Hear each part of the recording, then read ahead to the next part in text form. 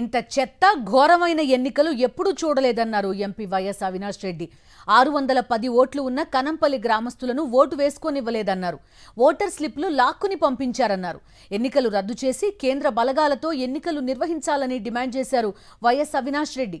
TDP పోలీసులు కుమ్మక్కై కుట్రలు చేశారని మండిపడ్డారు. టీడీపీ నేతలు మంత్రులు దౌర్జన్యం చేస్తుంటే పోలీసులు ప్రేక్షక పాత్ర పోషించారని మండిపడ్డారు.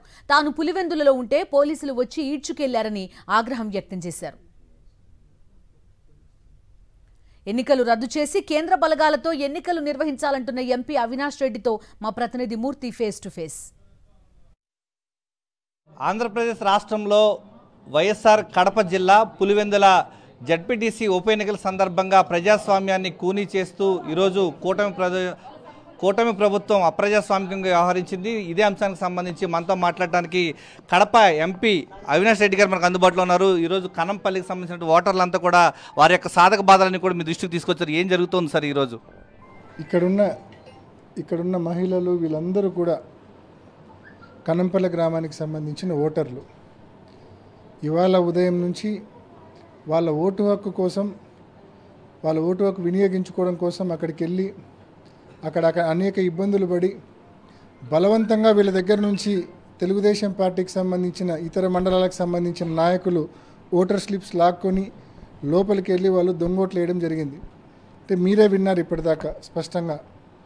అంటే ఏ రకంగా ఈ అధికార పార్టీ ఈ ఎన్నికలు కండక్ట్ చేసిందనేది ఇంతకంటే మనం చెప్పాల్సిన అవసరం లేదు.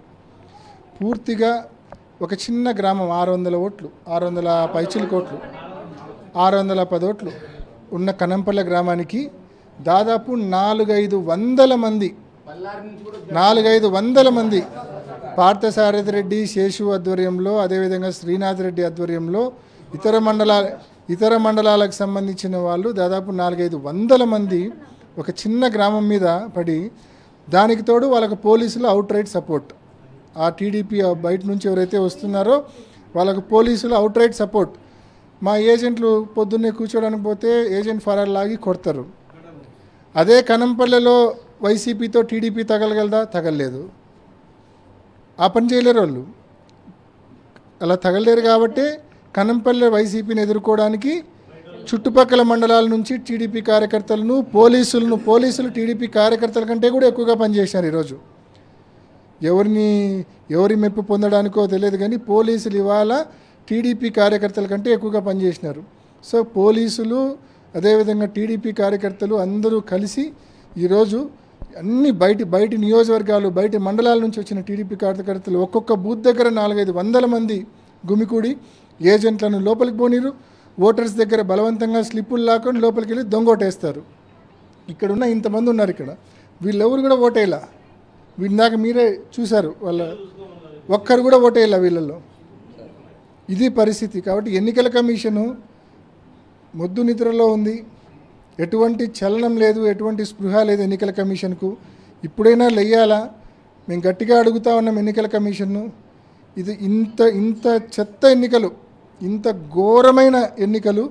వాళ్ళు చెప్తున్నారు కదా, ఎన్నో సంవత్సరాలు ఎన్నో పర్యాయాలు ఎన్నికలు జరిగినా ఇటువంటి ఎన్నిక మాత్రం, ఇటువంటి చండాలమైన చెత్త ఎన్నిక ఎప్పుడు చూడలేదని వీళ్ళే చెప్తా ఉన్నారు, గ్రామస్తులే చెప్తా ఉన్నారు.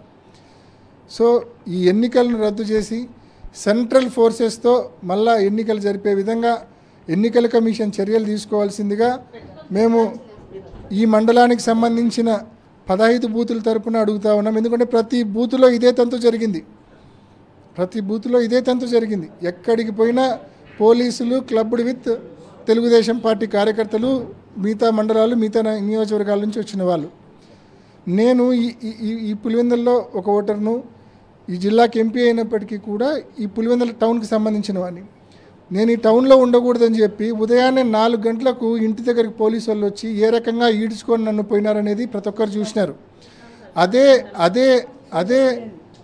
అదే పుత్తా చైతన్యారెడ్డి కమలాపురం ఎమ్మెల్యే, అతను వచ్చి కొత్తపల్లిలో ఉన్నాడు.